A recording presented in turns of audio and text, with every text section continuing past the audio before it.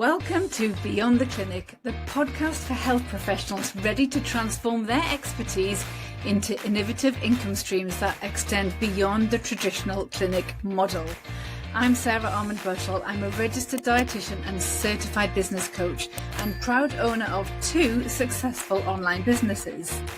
I understand the leap from the security of a regular salary can feel intimidating because I've been there too. But it doesn't have to be scary, and you do not have to do this alone. Here you'll learn tangible strategies to accelerate your business growth. So if you're dreaming of using your expertise to create impact and a life of freedom, then you're in the right place. Welcome along, Holly. I am so pleased to have you here today because you are going to be talking about a topic that is very close to my heart, and I know it's going to be so important for a lot of my clients and my colleagues and my friends. But before we dive into exactly what that is, do you want to just quickly introduce yourself and let people know a little bit about who you are and what you do? Yeah, so my name's Holly. I'm a dietitian, just like probably most of your listeners, and have been for 14 years this year, so quite a long time. And I've always worked in acute critical care settings, but this week I'm launching my business, HMJ Wellbeing Solutions, which is aimed at focusing on the wellbeing and burnout prevention of healthcare professionals. Awesome. Such a needed thing. So I'd love to know a little bit about how you got to that stage. So you've had a long career in critical care and as a surgical dietitian as well, I think. What prompted that pivot into entrepreneurship? Yes, I've trained to be a dietitian straight from school. I graduated in 2011 and I've spent all of my career actually working in clinical areas, mainly acute working areas, specialised in surgical and critical care dietetics pretty early on in my career. I've kind of progressed through the NHS bands, if you will. I'm band 5, then band 6, band 7, and my current role is acute dietetic team lead, which is a role I still hold part-time. And I progressed actually fairly slowly. So I was a band 5 for years, which is quite rare now, I think, but I was a band 5 for about 5 years. And at the time, I wasn't bothered about progressing quickly. I was exposed to a lot at that time clinically and learned a lot about myself.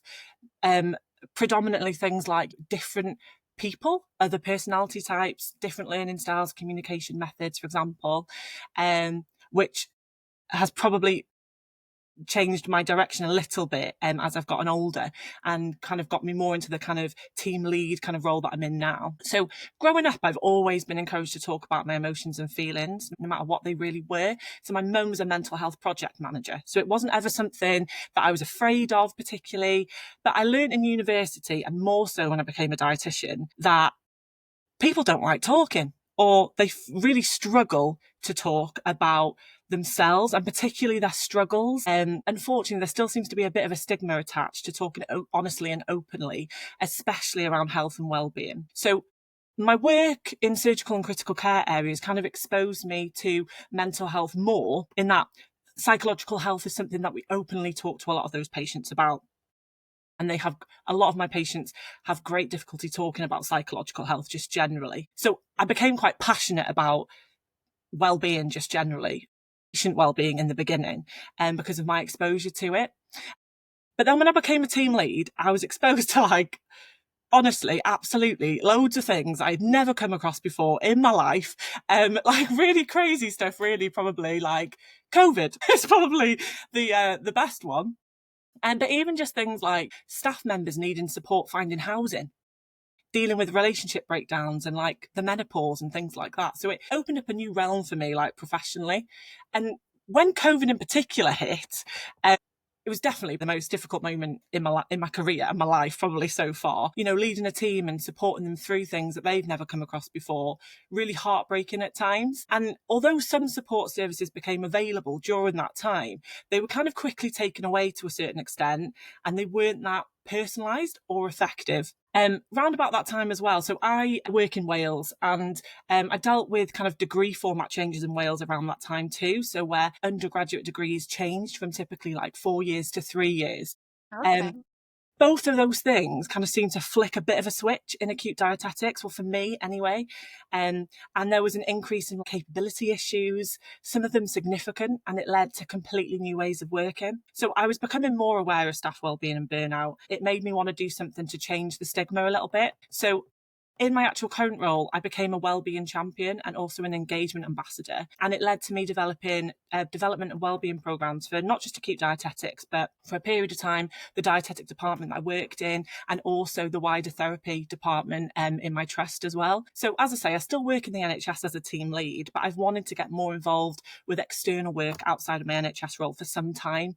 So I think entrepreneurship is the perfect way for me to help more people, particularly in a group I'm passionate about, which is healthcare professionals.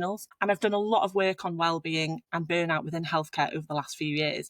So I feel more confident to explore it now. Brilliant. That's great. And did you say that you've done a master's degree in burnout as well? What's been the most sort of surprising things that you've uncovered about burnout in our profession in particular?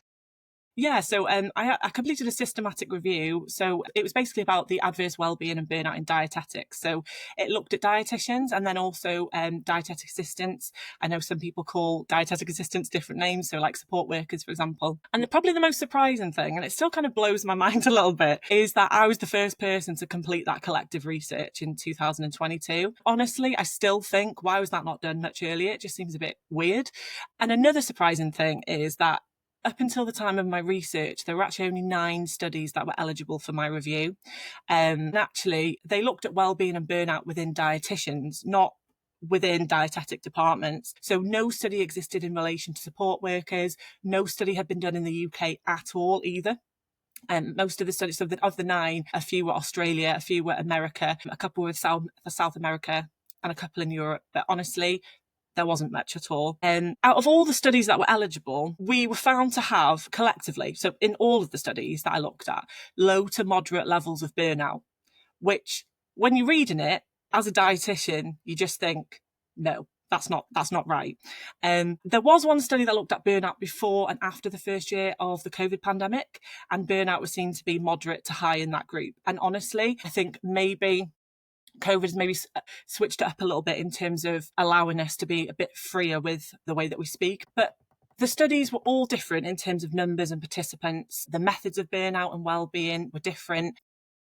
And it just kind of highlights that wellbeing and burnout are complex. You can't just measure it in one way. And actually, they all relied on self-perception at a particular time, when obviously things change all the time and how people feel change. So the research was too limited, in my opinion, and that was kind of my conclusion of it. But what we do know, especially since COVID, is that absenteeism, which is the time spent away from work, is going up, and job retention rates are going down in the NHS. And mental health in particular has been found in NHS workforce surveys to play a major role from my research.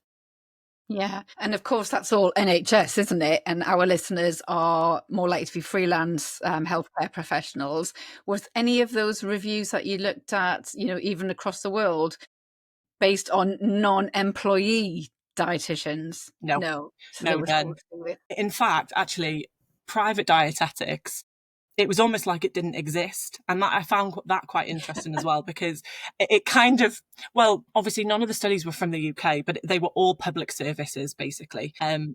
Public service-led dietetics. And there's a lot more to us than just the NHS and public service. There's private practice, there's food service, there's lots of us. And I didn't think it represented us as a group at all, really. Yeah, absolutely. It's interesting, actually. I had my mastermind group call this morning, the Accelerate program that I help people with their businesses. And we had a long discussion about freelance dietitians. We're all dietitians in the group, and how there's a perception that somehow if you're freelance, you might be not as qualified, not as good as an NHS. And it's a really horrible perception to have. Yeah. But from the market research that I've done with my own audience and really understanding their pain points and their, things that they struggle with, there is this feeling a little bit shady, a little bit underhand for being freelancer and almost not as worthy as somebody in the NHS, for example. And so I guess my point is it's not surprising that the research hasn't been done outside of the NHS. And I know we are quite a small group, But yeah, it kind of just further reinforces that point about freelancers probably not being accounted for in a lot of work. Yeah. And Yeah. actually, just on that point, in the NHS, to a certain extent, it's an organisation where they've got policies and procedures, and you're kind of monitored. In private practice, well, a lot of freelance dietitians that I know, they're kind of on their own. They're managing absolutely loads, not just the dietetic side of things, but like the admin side, everything themselves. So actually, I'd say they're probably more at risk in a lot of ways. Of burnout, absolutely. Yeah, yeah. And actually, I think that leads us in quite nicely into the next question I had for you around. So I know that the people who listen to my podcast are all high achieving, really compassionate healthcare professionals. So probably high at risk of burnout.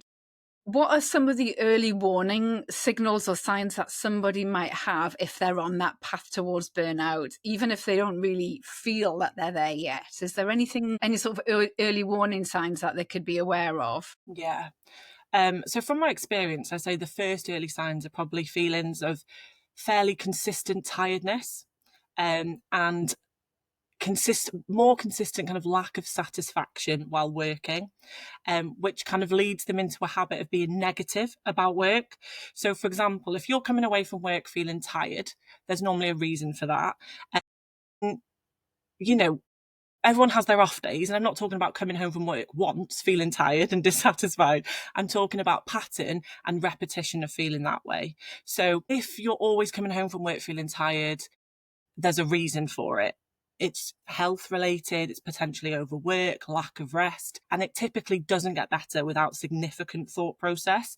And again, if you're always coming away from work and you're starting to be dissatisfied about work, for example, things like you don't like your workplace or your team, or you don't like a work process that's been implemented, or you're beating yourself up over a piece of work that you've done, that could be a red flag in itself. And just to say on that point, that actually, if people don't know, burnout and well-being are different. Okay, so burnout is a longer term predictor of predominantly physical, but also psychological and social well-being.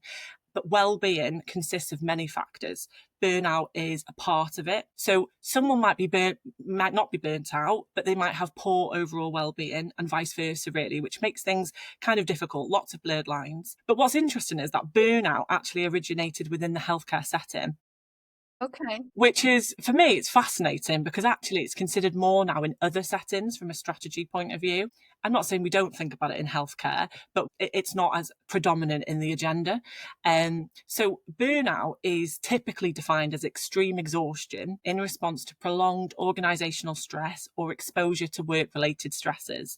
And then reduced personal accomplishment, as well as something called depersonalisation, have been found to be consequences of extreme exhaustion. So leading to kind of burnout as a whole. So depersonalization is a feeling of detachment or disconnection from yourself. So it can be like accompanied by a sense of emotional numbness, if you will.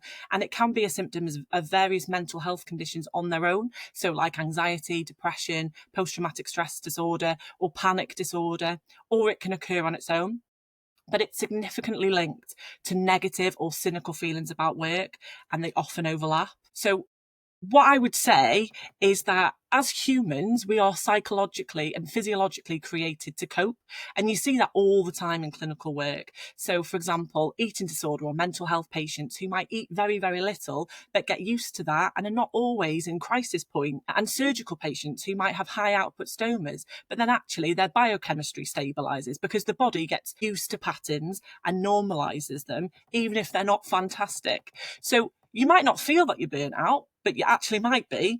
And as I said before, you might also not be burnt out, but you may have poor well-being in another area of life. So, for example, limited social connection. But you have to be aware of that, of the change, and then prioritize it. Yeah, yeah. That's so interesting. I was just, as you were talking there, I was just reflecting on my own experience of burnout. And I think that's when we initially got in touch at the end of last year, Yeah. wasn't it? Just before Christmas. And I had got to a point, and I think it had been going on for months, if I think back now, but I'd got to a point where there was a certain point in my working day where my eyes started to ache and I couldn't see the words on the screen properly, and I had my glasses on, I had my glasses off, and I just, there was no like headache, there was no blurred vision or anything like that. And I just thought, I need to go away and do something else. And that it was just the drive to leave this office and go and, stand and fold washing in the kitchen. It was just do something different. Yeah. And so I think I took 2 weeks off over Christmas. Properly off, not like freelance off where you still check on your emails and do a couple of social media posts, like properly off. And that really, really helped. And I think not only was it the rest, it also helped in terms of just giving you that space to reflect and go, you know what, I was probably doing too much back then. And, after that, I came back in January and I was like, right, okay, what can I do less of? What can I outsource? What can I get help with? What needs to be done, what actually is just a nice to have and can be parked for 6 months. And that was a real eye-opener for me, just having that time to reflect. No, absolutely. And we talk about it, in wellbeing, we talk about kind of breaks a lot, but actually there are probably smaller things that you can do, because obviously not everybody can take time off, so breaks are fantastic, but if you are really, really struggling, you can't actually take a week off or a couple of weeks off, that's where someone like me might be able to help, really. So I would love to get your opinion actually on why we as a profession, particularly dietitians and probably other healthcare professionals as well, we focus so much on helping other people. And I think maybe it's not just helping other people in terms of our work. It could be the fact that we are wives and mothers and caregivers and looking after elderly parents and, running households and doing all of that sort of stuff. I think we often overlook our own needs. And I just wonder what your perception is or what your thoughts are around why perhaps not looking after ourselves enough is so common with us. And as I kind of said before, I think it's probably a combination of things. I think you're right. We are so trained to think about the people we care for. Sometimes I think we've lost sight of our own needs. And I say it a lot, before you can kind of care for others or to care for others well, you have to care for yourself. And there are lots of studies showing nutrition, for example, as a wellbeing intervention in patient groups. But there are 9 studies focusing on the wellbeing of dietitians. And for me, that speaks volumes. So I think I've said as well that there's a stigma associated with talking about health openly and honestly. People are still fairly worried, I think, to be labelled as, not coping. And you see that in the NHS context a lot. And from the people I speak to actually in the freelance world, just as much. People don't want to be referred to occupational health because they're worried what that means. Financial pressures and job security is probably a factor too. So the fear of being replaced or actually their business not being, as well run or as busy, or they might lose clients, for example, it's very, very real. But I also think that we lack awareness of what self-care actually is. Yeah. And what it looks like for us individually. Like self-care can be really complicated in that it's really variable. So some days self-care is a hobby that you love or a TV series that you've been wanting to watch for ages. But other days when you're struggling, self-care is brushing your teeth or having a shower. Do you know what I mean? So it's awareness of how self-neglect can what I would call manifest is really important because it's different for everyone. And also individually, it's different at different times, at different stages of life, or even different days of the week, depending on what's going on. Yeah. So it's all about giving yourself the grace and time to do whatever you need on that particular day. Yeah, absolutely. Yeah. Brilliant. Cool. Okay, let's talk a little bit about boundaries. So for someone who's used to saying yes to everything, which I think a lot of freelancers are because it's work after all. Yeah.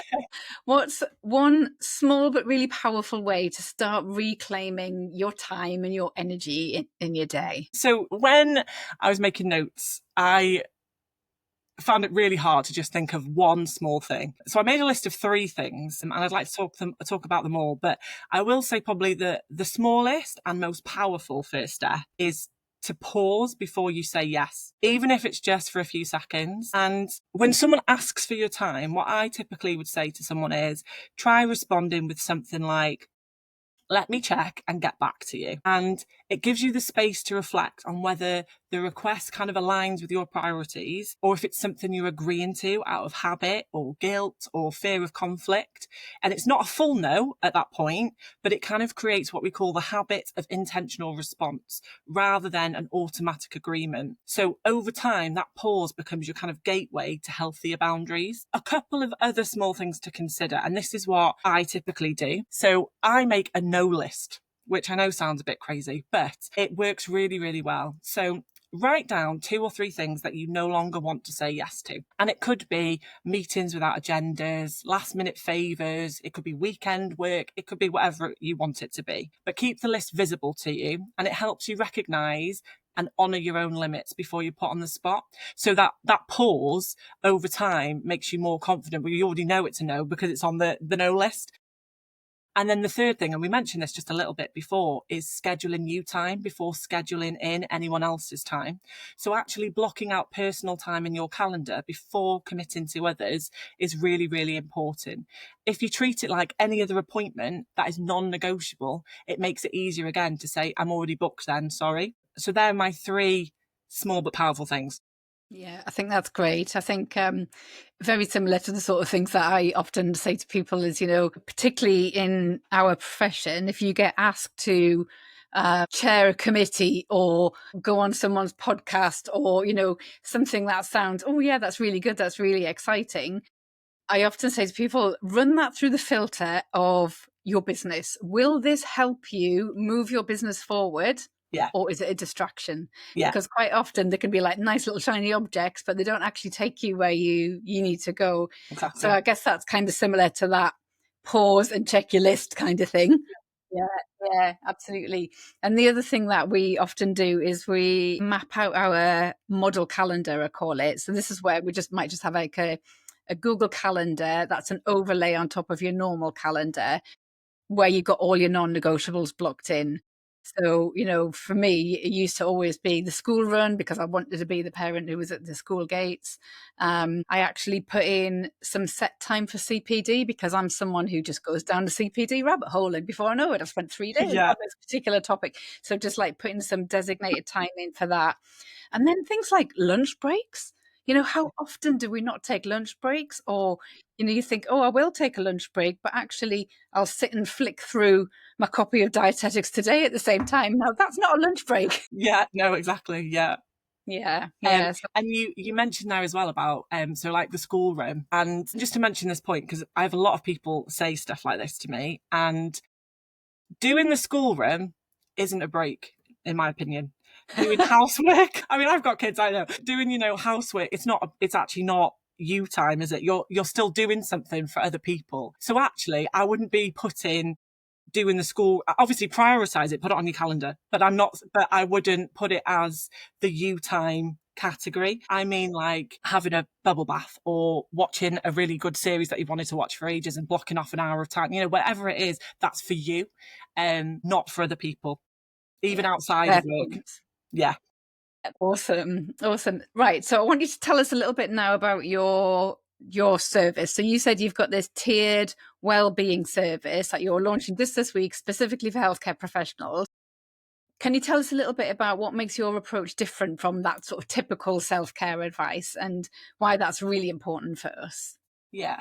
So typical self-care advice often puts the kind of burden of wellbeing solely on us as individuals. So we just said it there, things like taking a bubble bath or lighting a candle or whatever it is, without actually addressing the deeper emotional challenges that healthcare professionals face. So as a dietitian, I've seen firsthand how unrealistic and generic advice can feel when you're kind of overwhelmed, short on time, and you're caring for others all day, not just in work, but also at home.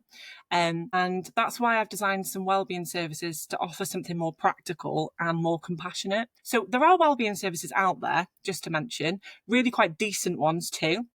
But what makes my approach different is that, number one, I'm a dietitian and a healthcare professional. And other health and wellbeing services typically don't primarily focus on healthcare professionals, where actually they're the only people I'm trying to kind of capture, if that makes sense. So my approach is what I call tiered and responsive. So it meets people where they are, not just where they wish they were. And it recognises that well-being isn't just a one-size-fits-all kind of thing. Some days you need quick grounding strategies, other times you need peer support, boundary tools, or larger interventions. And so by structuring it in tiers, we kind of acknowledge that self-care isn't just about individual behaviour, it's about capacity, context, community, and that we're actually all in this together. And that's really important for people in care roles who often put their own needs last. So the model that I've got makes making care for the caregiver sustainable, not just aspirational, I guess. I wondered actually if you could share a little story about someone who's maybe worked with you and how you've managed to shape their well-being, turn themselves around, and what helped them do that. Yeah. So the best story I've probably got is about, let's call her Sarah. I keep it anonymous. She had been a dietitian for nearly 15 years and she was deeply committed to her patients and work. The kind of person who'd stay late at work regularly, who'd skip lunch, and honestly, in her free times, like reading research papers and well into the night. But she was burning out, basically. She stopped sleeping well. She felt distracted because she lacked energy, probably because her meals were rushed or skipped. She started feeling very negative at work, which was something that scared her. And she even explored working in other areas, which went outside of her passions and skill set, which threw her off. And it was that actually led her to consider her own well-being a bit more. And it was because she was finding it difficult to say no.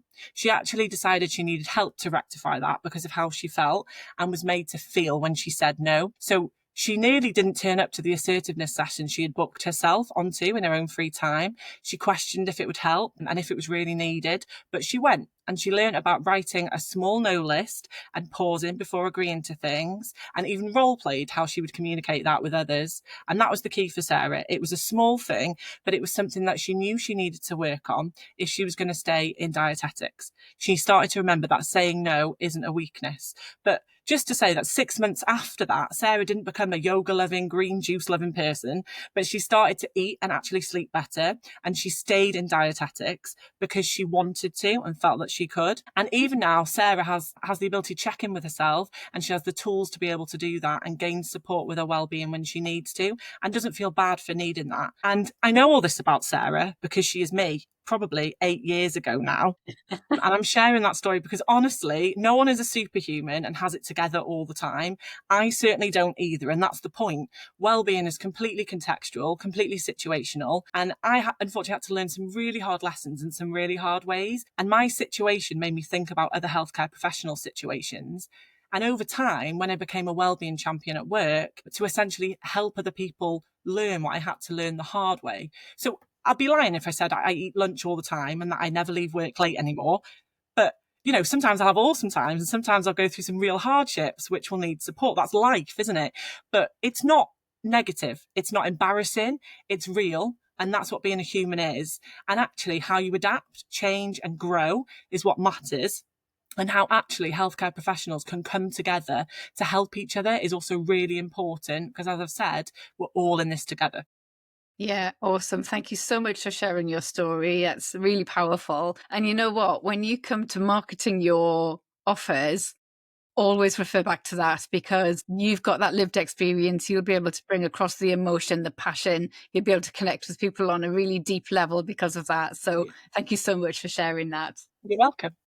That's great. Okay, so for someone listening who is exhausted right now, but is pushing through because the business won't run itself, what would you say to them? I would say you are not lazy or broken for feeling exhausted. You're a human being and pushing through isn't a strategy. It's a massive warning sign. I know and understand the pressures, especially in healthcare, and it feels like sometimes stopping isn't an option. But the truth is that your business doesn't thrive when you're surviving. It thrives when you're resourced, clear and present. So instead of asking, how do I keep going? Try asking yourself instead, what's one thing I can let go of today that's costing me more than it's giving back? And even if it's just 10 minutes of space, it can change how you move through the next 10 hours. You don't necessarily need a week off to start healing. Obviously, if you have time off, then great, go for it. But you need permission from yourself to pause and to know that doing less is sometimes the most strategic move that you can make. So finally, before we wrap up, for our listeners who've really resonated with what you said today, can you tell us a little bit about how they can make contact to you, what the first steps might be? That would be awesome. Yeah, so obviously not everyone who's listening today is going to think, I love Holly and what she stands for and I must work with her. Totally get that. And that's completely okay and realistic. And honestly, I only want to work with people that want to work with me too. So I know I've talked a little bit about my services, but I didn't want to do it too much because I actually want to highlight two main questions. Are you burned out? And do you have some element of poor well-being that might affect your risk of burnout? So a lot of people listening today won't necessarily know, or they might actually know and be putting change off because the thought process of change is hard or complex. And that is why I've created an assessment to identify adverse well-being and burnout risk within healthcare professionals. And from that, create small recommendations that can be implemented over time to help your health, well-being and burnout risk longer term. So the assessment is called the Healthcare Professional Burnout Barometer, and it looks at four main categories. So it looks at physical health and lifestyle, mental and emotional health, workplace and career health, and social connection and personal relationships. And when you complete the assessment, you'll get 4 different percentage scores out of 100. You'll get a free wellbeing report from that, highlighting easy actions that you can implement. It literally takes 2 minutes to complete, probably less than that. I think it's super useful. Obviously, I'll share the link with Sarah so she can share it with all of you. But if you want further information from there, you can book into one of our 40-minute wellbeing discovery group sessions where we talk more about the importance of wellbeing for healthcare professionals. But as I said before, the one thing I'd say about my services, we offer a multitude of different approaches, and hopefully there's something for everyone there from an accessibility and affordability point of view. We're on Facebook and Instagram. So on Facebook, you can find us if you search for HMJ Wellbeing Solutions, and on Instagram, our name is at HMJ Wellbeing, or you can email us on info@hmjwellbeing.com if you've got any further questions or you want any further information. Brilliant. And I'll put all of those links in the show notes so that people Amazing. can just click on them and get directly there. Perfect. Awesome. Well, thank you so much for your time today. I think Thank it's you been for a having really, really important conversation to have, particularly for us in the freelance world who work wearing so many hats, in order to run a business. Yeah. I'm pretty sure that we're all bordering somewhere on burnout at one point or another in our careers. So that's been really, really important. Thank you so much. Good. I'm glad. Thank you. That's it for another week. Thank you so much for joining me as we explore the abundance of strategies to help you recapture that feeling of possibility and excitement as you drive your business forwards and beyond the clinic room. If you found today's episode inspirational, then don't forget to like and subscribe to the show to stay in the loop for more valuable advice that I'm going to be sharing each week. If you want to be the first to hear about new episode releases, news and ways that I can support your business growth, then please don't forget to check out the links in the show notes, and you can also connect with me from there. Don't keep me a secret. I would be delighted if you left a review and shared this podcast with your colleagues. Until next time, bye for now.